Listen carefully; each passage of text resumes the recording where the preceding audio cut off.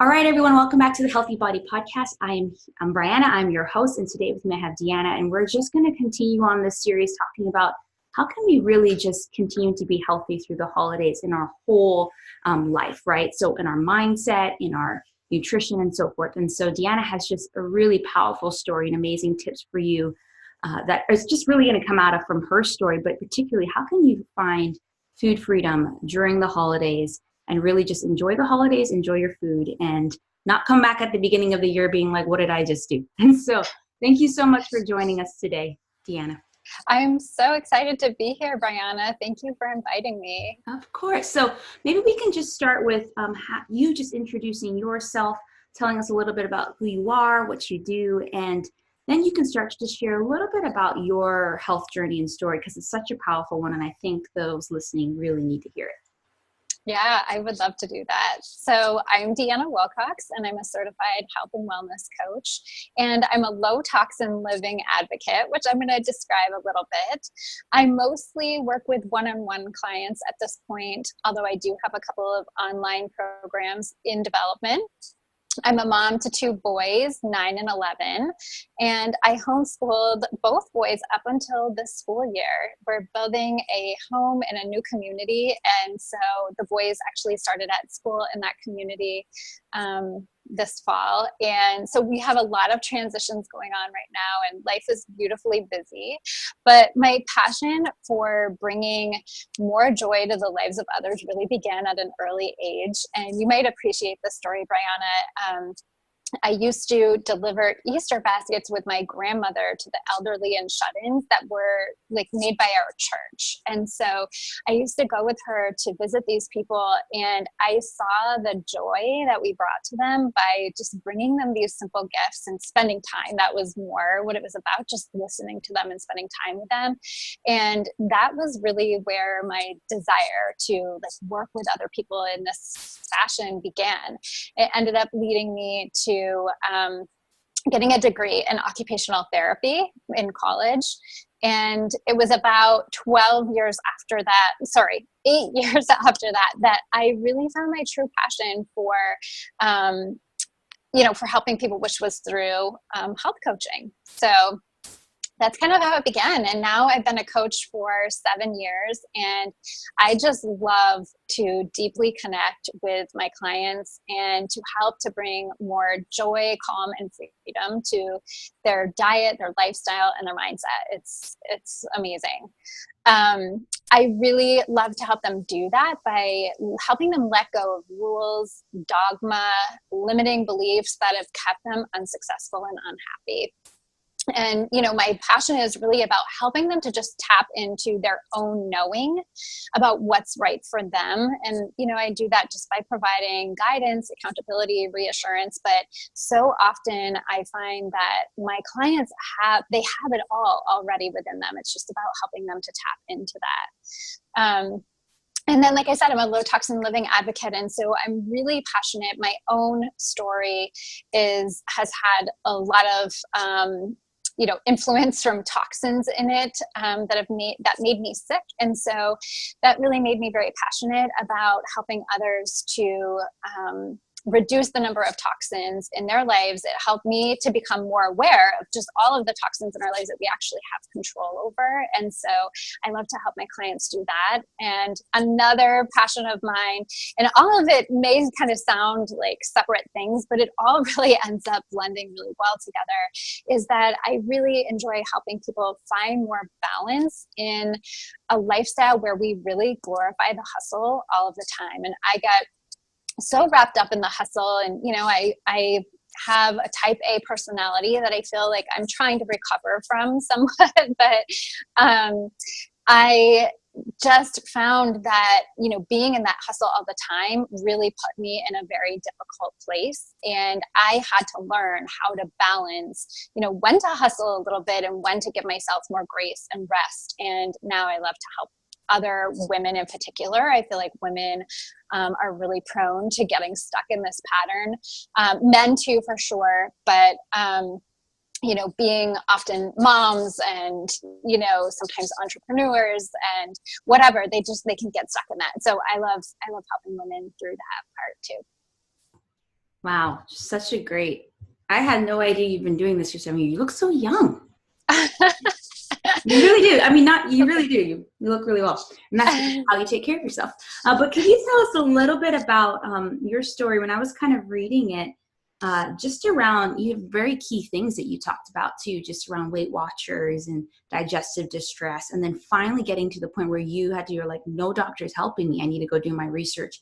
And then, realizing that you had this stuff that was caused by toxins and so forth. Can you just share a little bit about that process and that journey for us? Absolutely. Yeah. So my personal journey, really, I guess it was in high school. I was not overweight, but I started to become more aware of my weight and how I looked and, how others might be interpreting that. And I began to pay attention to how I could impact my weight. I just started to see a little bit more fluctuation in my weight with different things that I would do, like whether I was more or less active or ate a little differently. And so I became interested in nutrition to a degree. Nowhere to the level that I have an understanding now, but I borrowed my grandmother's Weight Watchers materials and started paying attention to nutrition labels. And really, this was at a time where low fat was everything. I was taught through those materials that fat made you fat. And so, I remember eating dry Rice Krispies because they were no fat and they were low in calories. And I remember thinking that that was probably a decent food because my interpretation or my vantage point and everything was really kind of all about weight at that point. And, but I will say that it did bring this awareness of, nutrition labels, and just like I started looking at those types of things.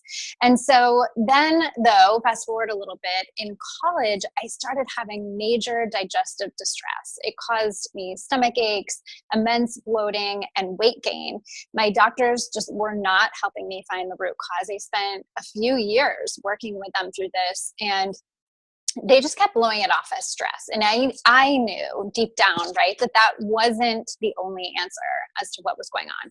So after about 2 to 3 years of, doing my own research, and really not to age myself, but this was at a time where the internet was not the way it is now. Like, you could Google things, but what it brought up was not what we get now.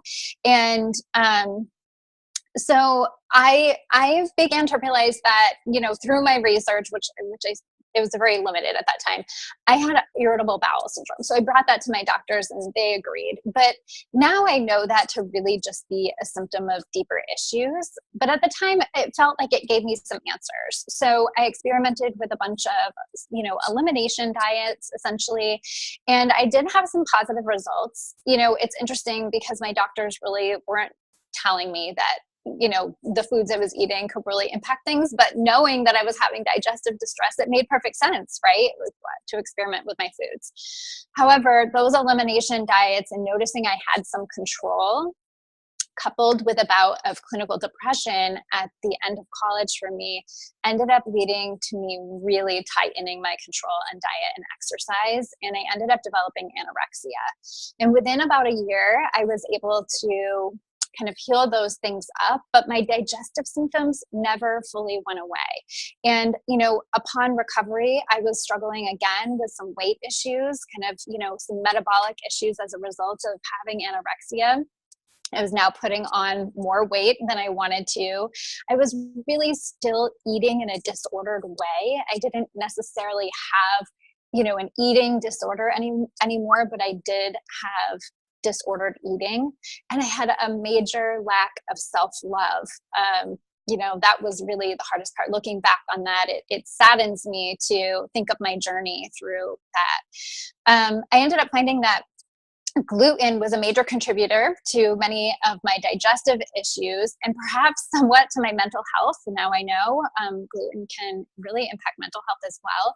But even removing that didn't clear up all of the digestive issues. And it wasn't until my health really took a sudden and major downward spiral in 2012 that I'd eventually get to the root of these digestive issues. I went through a string of pretty stressful events from about 2008 to 2012, and it kind of culminated with a period of high stress in 2012. and my health just crashed. It took a lot of research, self-advocacy, and perseverance to get to the bottom of what was going on. And, we discovered that I had Lyme disease and a condition called CIRS, which is chronic inflammatory response syndrome, and it's caused by mold toxicity. So while digging for the answers and working to heal myself, I really was able to, do a lot of digestive healing hormonal imbalances, and eventually the Lyme and much more. But really the real blessing in the journey was being able to find peace with my body, food freedom, and really learning to love myself. And I just grew my mindset by leaps and bounds. And, I literally became a full-time student of health during this process, looking for my diagnosis and ways to recover. And so although it's been a long and challenging journey, I really am so grateful for all of the gifts that I received along the way. And it's really positioned me to be able to help people. And, I'm still tweaking the dials on, some of the pieces of my health to fully regain everything that I believe I can, but I am thriving in ways that I never have. And so it really brings me such joy when my clients now trust me to walk their journey with them. Such a beautiful journey, just like all the things that you've gone through, and just you said something very important, like perseverance, to finally kind of discover and not to give up. And I think that's the thing, is just sometimes when you have chronic conditions, it can just be so easy to be like, I'm just always going to have this. Yeah. I'm just always going. So I'm just going to continue to live my life with this, versus realizing that, I was listening to a podcast the other day of this fitness professional in LA who lost his voice for 8 years and did the research he needed to do and to find out what was going on. But he was coaching people, like health coaching, while, he didn't have his voice. So he was like, I'm going to try to figure out what's going to go on with my voice. But as I've learned some of this stuff, so I'm going to help you. And obviously he had to coach in a different way. So I just think that story just made me kind of remind me of yours, just like the perseverance and to not give up and to find the solution that you particularly needed in your journey. Yeah. Absolutely. There were many times along the journey where, it was, after some time, like I would just be so hopeful each and every time we would come across something new. Like we would find a new layer of what was going on for me, or we would find a new, treatment plan. And, I would have hope each and every time that this was it. This was going to be the end of it. This was going to be the thing that changed everything. And, so often it wasn't. And I would just, it would lead to some discouragement for a short period, but I did have great perseverance. There's one thing I learned about myself, is that I am much, much stronger than I ever knew. And, I just kept pushing. I would sort of brush the dust off and start again. And at some point in time, though, I really started to lose hope. I started to lose hope that I could get better. I wasn't willing to give up, but the hope was really dissipating. And I had to dig deep for that. And it really wasn't until I decided to start living. So there is this balance, I think, Brianna, of like persevering and searching and even striving early on to find the answers and to, get the help you need. But then there needs to come a time where you start to just trust. You would start to trust that you're on the right path and that where you're at is the right place. And I had to commit to doing that, to trust and to stop some of the searching, because I had done so much of it and I knew all that I needed to do. And what I really needed to do was to just start living, to say, I may not feel the way that I want to feel right now, but I need to start living and finding joy in life the way it is. And really, it was in that process that some really true healing came, and not just like mental, emotional, spiritual, but physical healing came as well. And I think a lot of that is like letting go of some of the stress, right? Letting go of that burden. And so anyway, that all of that just to say, I really think there is this balance of perseverance and letting go. it's funny that there really can be such joy sometimes in letting go, when really like we think we want all this control, but letting go can really bring some great joy and healing as well. Yeah, that's so true. So as we kind of talk about the holidays, I think many people in a way let go in a bad way, in the sense like they're like, forget this, I'm just gonna, but I love what you talked about, the balance between perseverance and letting go, even in the holidays, like persevering in this healthy living journey, but letting go in the sense of, I'm not going to be perfect. So if we were to talk about being healthy through the holiday season, what are some of the tips that you would have for us that could really help us just mindset wise and emotionally, and even in our daily habits? Yeah. So, I think that so many people, when they think about the holidays, they do think about like, they hear about this trend of how much weight you gain over the holidays. And, they often think, when asked, like, how do you want to get through the holidays, or, what are your health goals for the holidays? So often I think weight comes to mind for people. And, it is true that there can be changes in weight over the holidays because people do let go. But I actually really encourage people to think about it in a very different way. So sort of let go of that weight goal for a minute and start to think about, how do you want to feel? Connect with how you really want to feel during the holidays. Is it that you want to feel hopeful, happy, joyful, connected, loved, giving, loving, healthy, grateful, energetic, strong, alive, faithful, any one of these things, relaxed, calm, present, free, focused, confident? It could be so many different things, and it could, certainly could be more than one of these things. And so I would really encourage people to first think about how they want to feel. And then once you decide that, to really think about, what are the activities, thoughts, habits, or actions that it's going to take for you to feel that way? Consider the things that are going to help you achieve this. And, think back on times in the past where maybe you have been able to achieve those feelings, and, just think about what things were helping you to do that. So it could be things like prioritizing enough sleep, right? We're not going to feel super energetic if we haven't gotten enough sleep. And during the holidays, sometimes we feel really busy, and maybe we kind of let go of our sleep habits a little bit. But maybe you need to prioritize that to feel the way you want to feel. Maybe it's about choosing the real foods that make you feel your best most of the time. So, a lot of treats will come around the holidays, whether you're in a work environment and they're around, or they're just in stores, or they're at gatherings. It's okay. And we'll talk a little about that. It's okay to make the choice to have some of that, but what's going to make you feel best most of the time? Maybe you need to focus on that. Maybe it's getting in a certain amount or type of activity. Maybe a daily walk makes you feel really great. It makes you feel some of those ways we just talked about: calm, present, energized. So commit to your daily walk. Even though it's really busy, make sure you recognize that as a non-negotiable.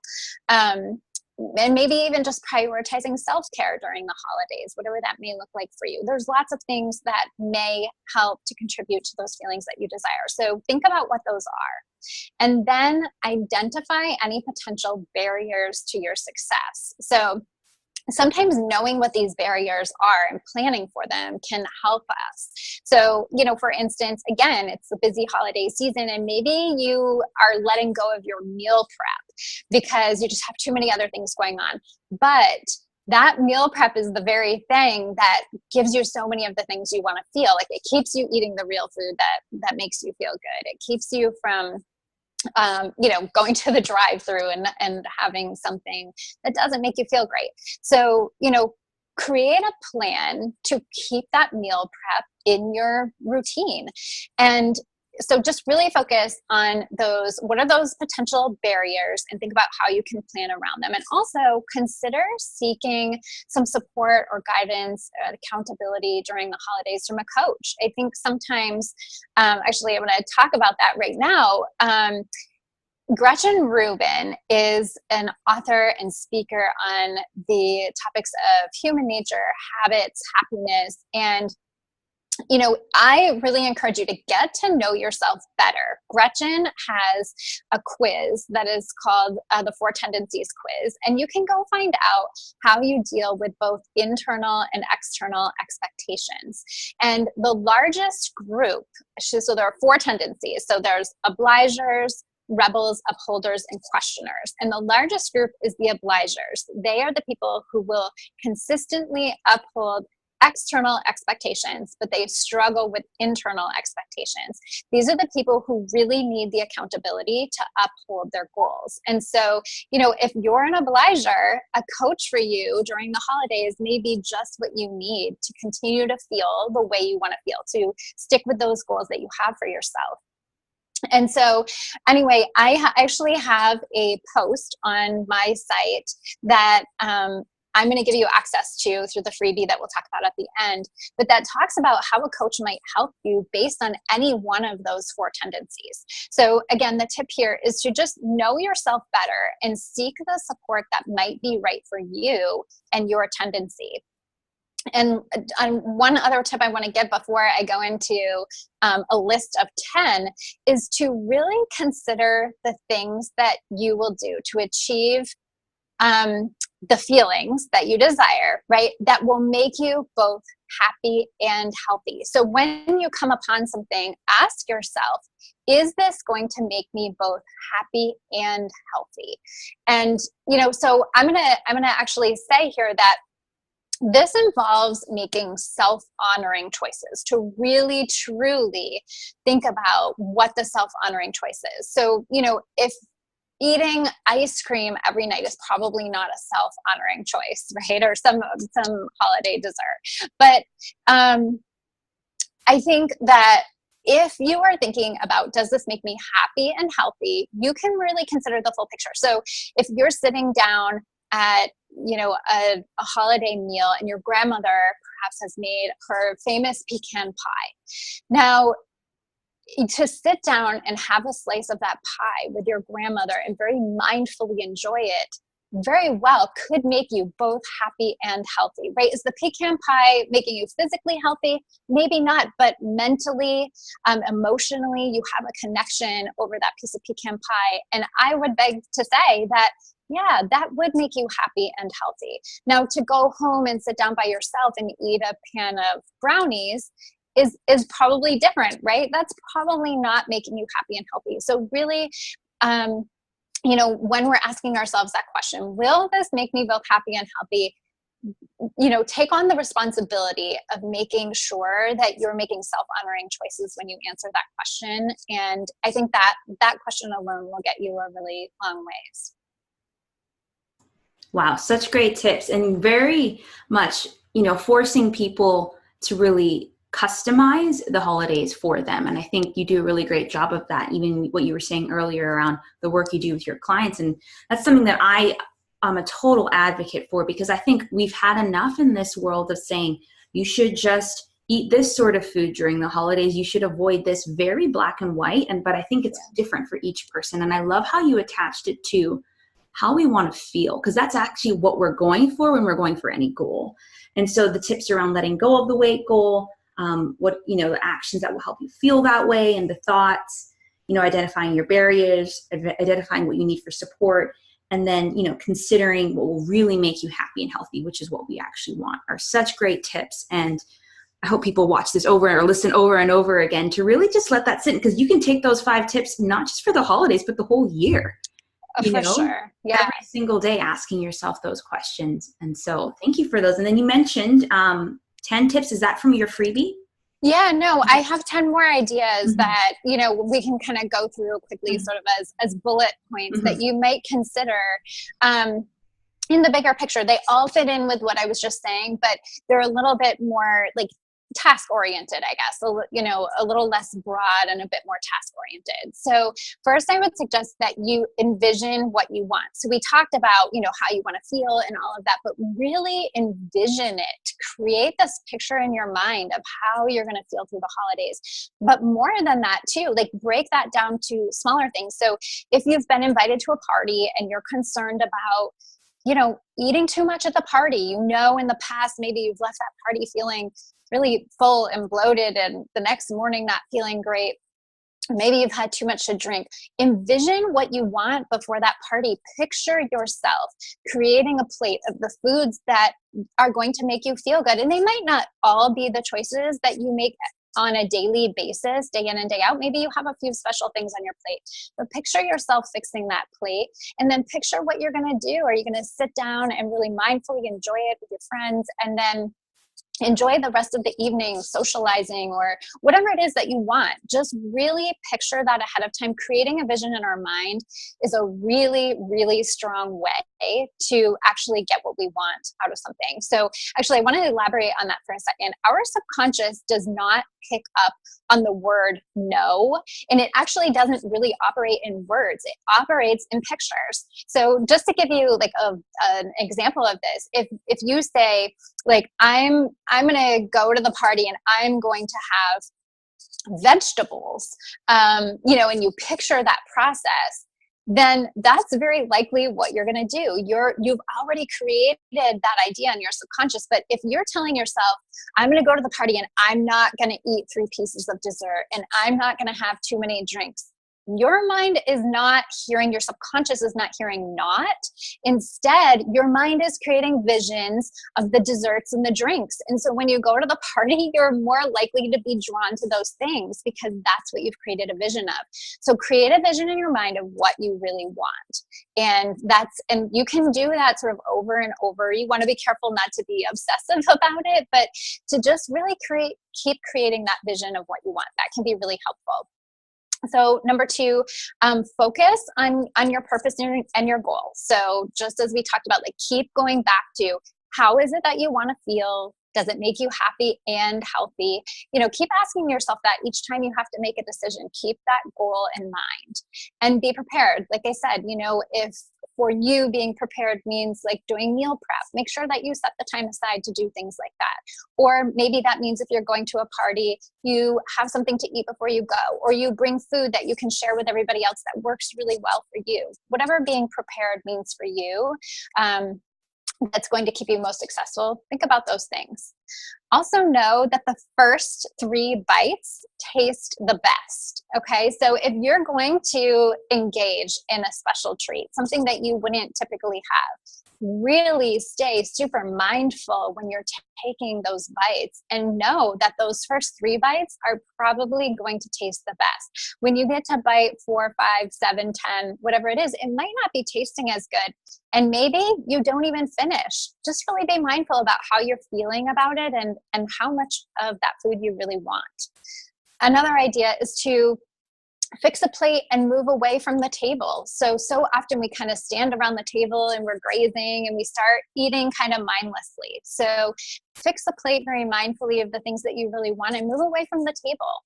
And then next, give it time. Before going back for more, maybe just give the food some time to settle. It often takes about 20 minutes or so for food to really even register in our stomach. And so give it some time and see how you're feeling before just automatically going back for more. And like I said before, know yourself better. In the freebie that I have for you is the link to take that quiz from Gretchen Rubin, the 4 Tendencies quiz. You can also just Google it and you'll find it. But get to know yourself better. Know what you need to be successful through the holidays. And avoid binge and restrict cycles. So really tune into what you want. I think a lot of times people will go to events or parties and deny themselves something that they really wanted, and then they go home and end up eating something different. It wasn't what they really wanted, but now they feel deprived, and so they go home and eat something altogether different that doesn't bring them the joy that maybe if they had just allowed themselves to have that thing that they really wanted to begin with, that wouldn't have happened. Or if you do have something and you later decide maybe it wasn't what you really wanted, and maybe you really didn't need that, or you didn't need as much of it as you had, to really be careful about falling victim to that guilt mindset, to really, kind of without judgment, look at that and say, okay, this happened. What can I learn from it? And how can I move forward? How can I do it differently next time? So really get out of that binge and restrict cycle. And really, if you're feeling the desire for something, evaluate. Is this going to make me feel the way I want to feel? Is it going to make me happy and healthy? Again, to decide on that right then and there, be mindful. And that will help you to sort of break free of that binge and restrict cycle. Another thing is to create a mindfulness practice. If you don't already have some sort of mindfulness practice going on, whether that be prayer time, meditation, deep breathing, journaling, just some way of sort of reflecting and going within a little bit. It's a great thing to do, to be able to stay in the space that you desire for the holidays, to stay in that space of how you want to feel, to be able to turn inward and to evaluate whether you're there and to find ways to adjust to make sure that you stay there. And then lastly, to practice self-love and to trust yourself. So again, those self-honoring choices that I was talking about, really choosing the things that make you feel the way you want to feel and honoring the desires that you have for things, and to trust your intuition. I think sometimes we want to avoid some of those things that we're feeling. And if we really truly go within and trust the way that our intuition is leading us, we're likely to remain in that place that we wanted to feel in the beginning. And that might even be practicing self-love and trusting yourself might even look like saying no to something during the holidays that, maybe everybody else is expecting you to do, but maybe you recognize like, this is just too much for me today and I need to say no. Or maybe it's saying yes to something that maybe you typically wouldn't say yes to, but you realize like, I actually really want to do this. And so maybe sometimes it's just about saying yes. But so those are my 10, like a little bit more targeted tips that might help you to really stay in that place of how you want to feel. Those are amazing. I think I lost track and I was like writing them like, I think I forgot one, but I'll get them from you. So yeah, I think, what I really love about what you share is just really, again, for people to just love themselves through this process and really be mindful of what they're doing, what they're thinking, what they're eating, what they're acting, what they're feeling, versus just kind of following a rule book, and a rule book that's not catered towards them. And it's actually very, I don't know, sometimes I think rules can be quite shameful. If you're like, oh man, I didn't follow that, or you see your health coach in the supermarket and you're like, I don't have to give you my card which, moving on from that. But I love the 4 tendencies as well, because I think when I took that test, it made perfect sense. I'm more of a questioner, that I really uphold my inner expectations, which is good and bad, because if I have really high expectations of myself, that's when I get in trouble. Like, I'm like, no, I have to do this now. I don't need anyone to tell me, right? So, but the opposite can be true with an obliger. So I think really knowing yourself well, for me, knowing I have to run things by people, saying like, I think I want to do this, and they'll ask me, but where's that coming from? Is that coming from a good place or the bad place? And I'm like, I'm better able to analyze that. Because if I didn't tell them, I would just go about ahead and do it on my own and run myself down, or trying to meet these goals or expectations that aren't realistic. So yeah, I advise everyone take that 4 tendencies test. I agree. Yeah, everything you just said resonates with me. I'm a questioner too, although I've actually taken the quiz twice now, about a year or so apart from each other. And one time I got upholder and one time I got questioner. And so it is a Venn diagram, right? Yeah. So some of the types can lean towards the other types. Right. So I'm not exactly sure which I fit into, but I'm pretty sure I fit more solidly into questioner, and I lean towards upholder. So when upholder, will uphold both internal and external expectations. And I think, Brianna, it's really interesting because, both of us in our history with like eating disorders, upholders have it really tricky too, because although they'll uphold all of those things, they can experience tightening. So and this is something I definitely experienced in my past, and now I have to be sort of very cognizant of, is that tightening is when you start to uphold something. I'm just going to give a really simple example of, say, like you start to hit 10,000 steps a day, right? And you're like, oh, wow, that's awesome. Like, and you're super proud of that. But then one day you hit 12,000 and you're like, wow, I did 12,000. Now I need to hit 12,000 every day. And then before you know it, it's 18,000 because you just keep raising the bar, and it's called tightening. And that can be a very dangerous place. You know, that's exactly really what led to my anorexia, was like, I found this control and I kept controlling more and more and more. And so, all of the 4 tendencies really have areas where they can benefit from a coach. And I'm not here to push coaching services, but I think it's just so interesting to get to know yourself better and to know the areas where you really do benefit from that accountability and, that support and that guidance and that pushing to question, like, what is it that you really want and need? And to really, really ask some of those deeper questions, like you were saying. Yeah, I would definitely say in the past I was more of an upholder. And I think it depends. I actually can lean towards rebel, especially in my career. I'm just like, this is what I feel called to do. I'm going to go do it, While in other things, it's very easy for me to go back, especially in my struggle with food and health and wellness, to go back to that upholder. It's so easy to go back up there. So I have to bring myself back down and just get to this healthy place as well. And so I love that you describe that tightening and that like pendulum almost, right? So knowing what situations you're more likely to be one over the other. It's really important. True. Yes. Because you can definitely lean, wherever you are, you can lean in one direction or the other. And it definitely can, like, certain situations can impact how you're going to respond. So knowing that about yourself is really important, I think. Yeah. So good. Well, you gave us so much food for thought. Like, man, anyone listens to this, they'll be good for life. But will you just tell us a little bit then about where people can find you on the World Wide Web and social media? Absolutely. Yeah. So my website is thrivingwithdeanna.com. And I have a lot of great stuff there. I will say, in the past almost year, we have been in so many transitions, as I said, between selling our house and temporarily living in an apartment and building a home in a new community. And so we've been kind of spread all out. Things have been a little crazy. And so my weekly blogging has slowed way down over there, but I have a lot of great resources there already. And I very much love connecting with my community. So regardless of the fact that I haven't been actively blogging over the past couple of months, I'm still very connected with my community. Love it when people reach out to me through my website or social media. So please don't hesitate to do that. I am still actively sharing on social media, and I've had a lot of stuff coming out in that way. So you can find me on Facebook at Thriving with Deanna as well, and then on Instagram it's Thriving with Deanna. There's an underscore between each of the words, so that's where you can find me on social media.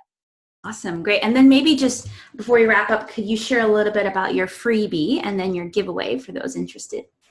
Absolutely. Yeah. So if you go to thrivingwithdeanna.com/resources, I have a freebie there called 10 Tips to Find Your Food Freedom. And within that document, you will find the link to Gretchen Rubin's quiz, as well as more information that I've provided on those topics on my website as well, like I said, and then those 10 tips. So that really are very much complementary and in line with what we talked about today. So I encourage you to go check that out. And then I also want to offer all of your listeners a free discovery call with me. If anybody is interested in exploring services with me, I would love to offer, like I said, a free discovery call to sort of help people figure that out, to find out if we're the right match for one another. And anybody who books before the end of 2018, I would love to offer a $25 discount off from their package. So good. Love that. Such a great set of resources for people too. And so guys, thank you so much, Deanna. And guys, you must check out the Healthy Through the Holidays Summit that I'm co-hosting with Anya Perry starting November 12th that Deanna is featured in. She was in my last summit and just gave such great tips that we thought, of course she's going to be included again. And so definitely check out that free summit, which we're going to have quite a bit of speakers where they're going to speak shorter, but just give you really great, their top tips for being healthy through the holidays. And also, if some of you may know, I'm going to be switching up the way that I do serve clients in the future. I'm particularly going to really focus on a membership style community, the Healthy Body Academy. So check out the wait list for that. It will open also the end of this month of November. So thank you, Deanna, so much for your time and your wise wisdom. Thank you so much for having me. I had so much fun. All right. Thank you, guys. And be sure to check out the blog post with all of the links. Thanks.